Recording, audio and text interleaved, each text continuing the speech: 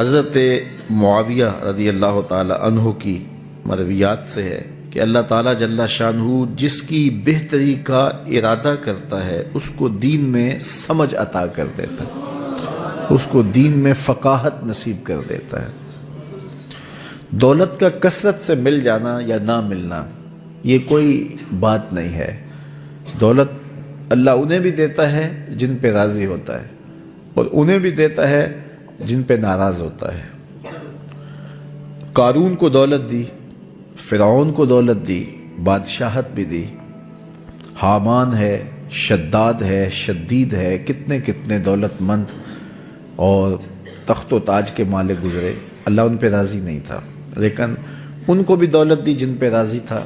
حضرت عثمان غنی کو دولت عطا کی، حضرت عبد الرحمن ابن عوف رضی اللہ تعالیٰ عنہ کو صحابہ میں سب سے زیادہ دولت مند حضرت عبد الرحمن ابن عوف تھے، ان کو بھی دولت عطا کی، اور بھی لوگوں کو، حضرت سلیمان کو پیغمبری بھی دی، دولت بھی دی، بادشاہت بھی دی۔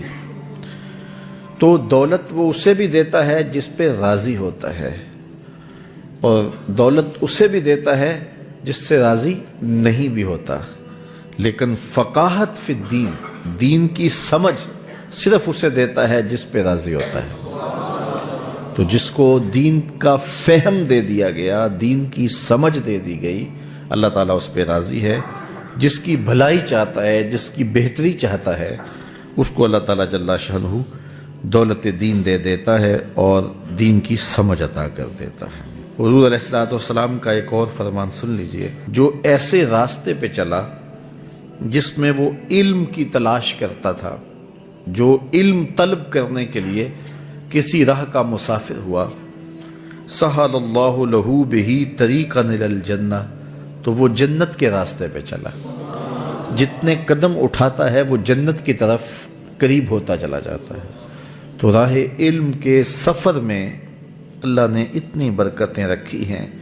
حضرت سلیمان علیہ السلام کو اللہ نے اختیار دیا، یا دولت لے لو، یا بادشاہت لے لو، یا پھر علم لے لو۔ ان تین چیزوں میں اللہ نے ان کو ایک چیز اختیار کرنے کا اختیار دیا، یا دولت لے لو، یا بادشاہت لے لو، یا علم لے لو۔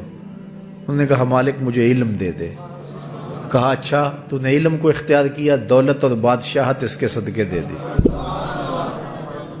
ایک زمانے میں ایک ملک نے دوسرے ملک پر قبضہ کر لیا، تو جو بادشاہ وقت تھا اس کو گرفتار کر لیا۔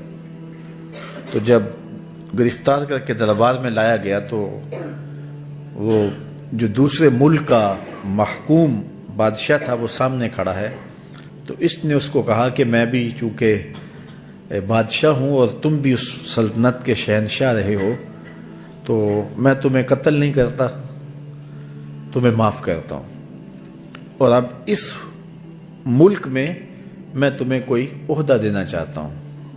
اب تم بتاؤ تم کون سا عہدہ قبول کرو گے؟ اب ہمارے حکمران ہوتے ہیں وہ کہتے ہیں وزیر خزانہ لگا دو، لیکن اس نے کہا مجھے معلم لگا دو، مجھے ٹیچر لگا دو۔ تو وہ بادشاہ ہنس پڑا، کہنے لگا پھر دوبارہ بادشاہی چاہتے ہو؟ تو یہ بادشاہی ہے، یہ شہنشاہی ہے۔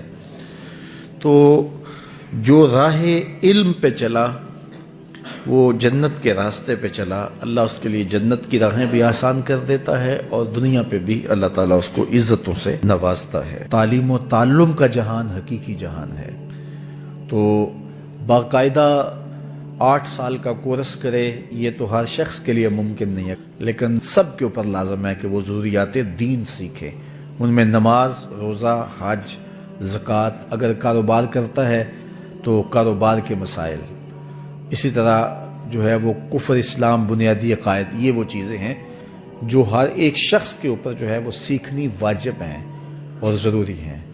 تو ان کو سیکھنے کے لیے علمی حلقوں میں جانا، بیٹھنا، علماء کی صحبت میں بیٹھنا، یہ اپنے اوپر لازم کر لیں۔